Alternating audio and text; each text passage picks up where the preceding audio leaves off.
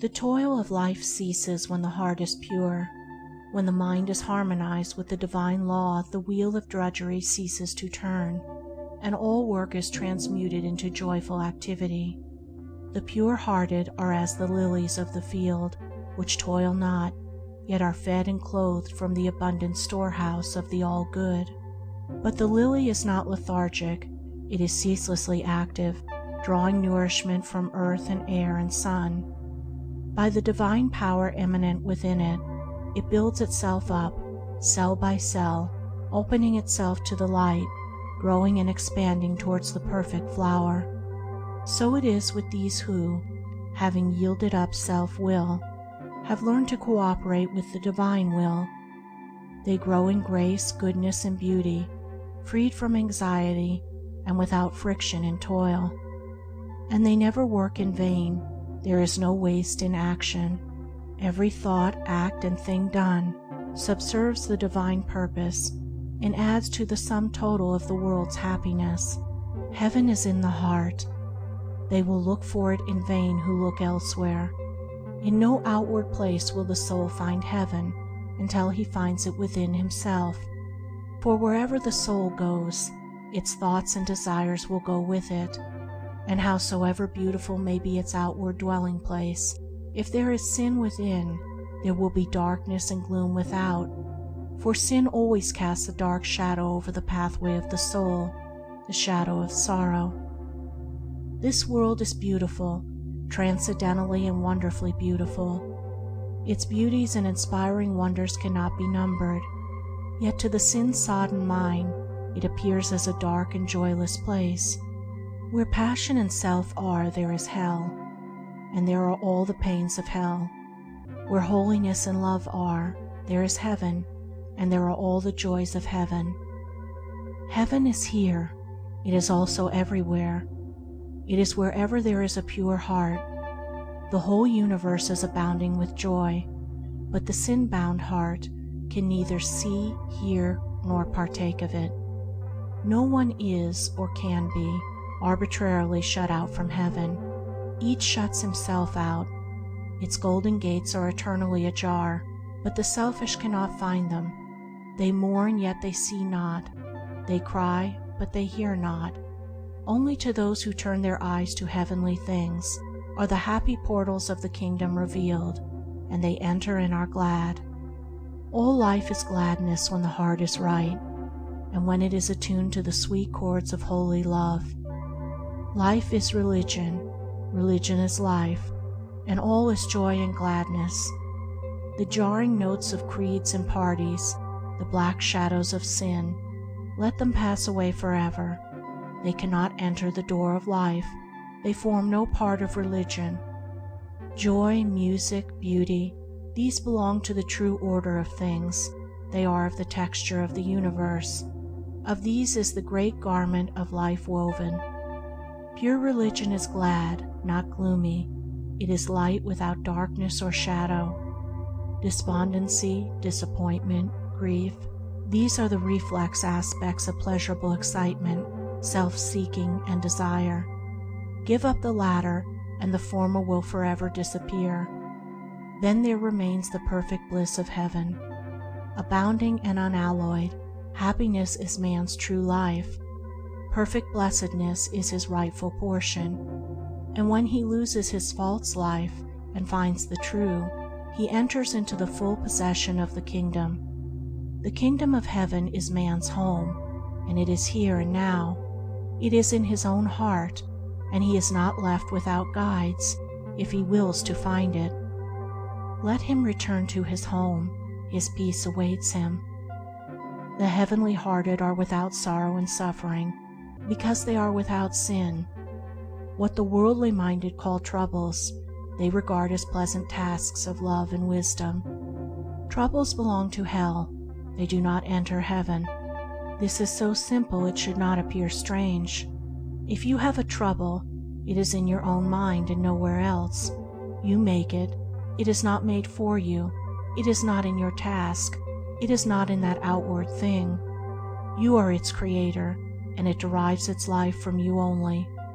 Look upon all your difficulties as lessons to be learned, as aids to spiritual growth, and lo, they are difficulties no longer. This is one of the pathways up to heaven. To transmute everything into happiness and joy, this is supremely the work and duty of the heavenly-minded man. To reduce everything to wretchedness and deprivation is the process which the worldly-minded unconsciously pursue. To live in love is to work in joy. Love is the magic that transforms all things into power and beauty. It brings plenty out of poverty, power out of weakness, loveliness out of deformity, sweetness out of bitterness, light out of darkness, and produces all blissful conditions out of its own substantial but indefinable essence. He who loves can never want. The universe belongs to goodness, and it therefore belongs to the good man. It can be possessed by all without stint or shrinking, for goodness and the abundance of goodness, material, mental, and spiritual abundance, is inexhaustible.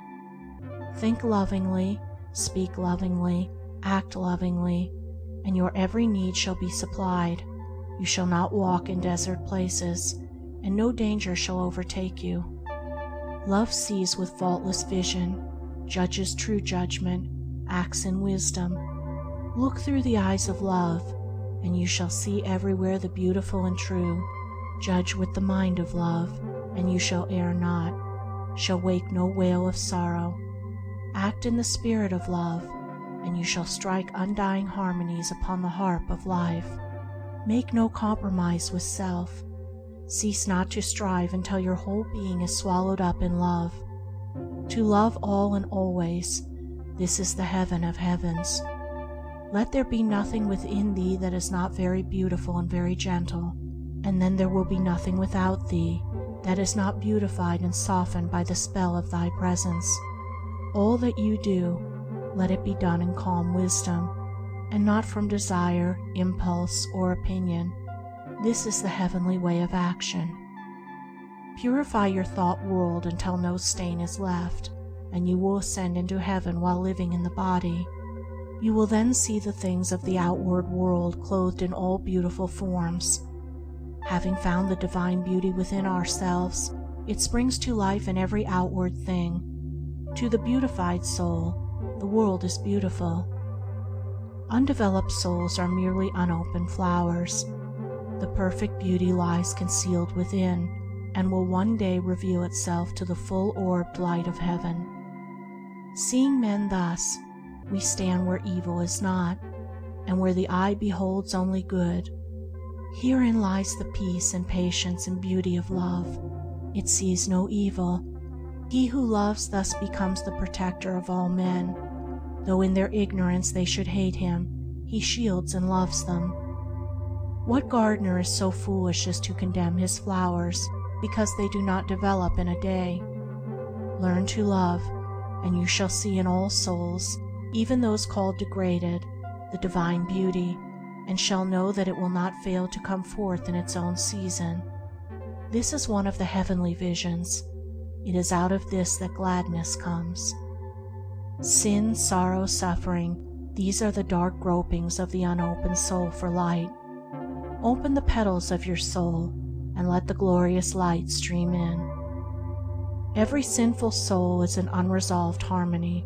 It shall at last strike the perfect chord, and swell the joyful melodies of heaven. Hell is the preparation for heaven, and out of the debris of its ruined hovels are built pleasant mansions, wherein the perfected soul may dwell. Night is only a fleeting shadow which the world casts, and sorrow is but a transient shade cast by the self. Come out into the sunlight. Know this, O reader, that you are divine. You are not cut off from the divine except in your own unbelief. Rise up, O Son of God, and shake off the nightmare of sin which binds you. Accept your heritage, the kingdom of heaven. Drug your soul no longer with the poison of false beliefs. You are not a worm of the dust, unless you choose to make yourself one. You are a divine, immortal, God-born being, and this you may know if you will to seek and find. Cling no longer to your impure and groveling thoughts, and you shall know that you are a radiant and celestial spirit filled with all pure and lovable thoughts. Wretchedness and sin and sorrow are not your portion here, unless you choose to accept them as such, and if you do this, they will be your portion hereafter, for these things are not apart from your soul condition. They will go wherever you go. They are only within you. Heaven, not hell, is your portion here and always. It requires you to take that which belongs to you. You are the master, and you choose whom you will serve. You are the maker of your state, and your choice determines your condition. What you pray and ask for, with your mind and heart, not with your lips merely, this you will receive. You are served as you serve. You are conditioned as you condition. You garner in your own. Heaven is yours. You have but to enter in and take possession, and heaven means supreme happiness, perfect blessedness. It leaves nothing to be desired, nothing to be grieved over. It is complete satisfaction now and in this world. It is within you. And if you do not know this, it is because you persist in turning the back of your soul upon it. Turn round and you shall behold it. Come and live in the sunshine of your being. Come out of the shadows and the dark places. You are framed for happiness. You are a child of heaven. Purity, wisdom, love, plenty, joy, and peace. These are the eternal realities of the kingdom, and they are yours. But you cannot possess them in sin. They have no part in the realm of darkness. They belong to the light which lighteth every man that cometh into the world, the light of spotless love. They are the heritage of the holy Christ child, who shall come to birth in your soul when you are ready to divest yourself of all impurities. They are your real self. But he whose soul has been safely delivered of the wonderful joy child does not forget the travail of the world.